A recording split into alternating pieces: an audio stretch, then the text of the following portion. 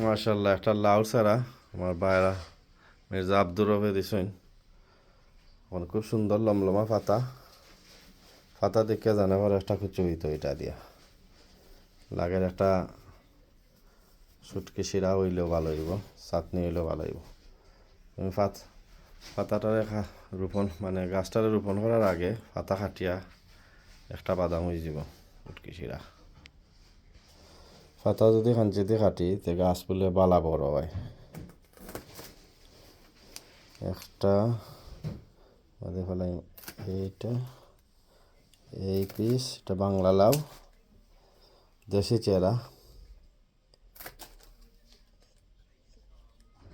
রইয়া দেখি কিসমতো যদিও হয়তো হইল না এত পাতা খাওয়া যাইব। এই গাছের লাউর সবটাই খাওয়া যায়, সবটাই খাওয়া লাগে। শেষ পাতা এটার মুন্ডাই লিছি, পাতা থাকতো না এটাও খাই লিতাম।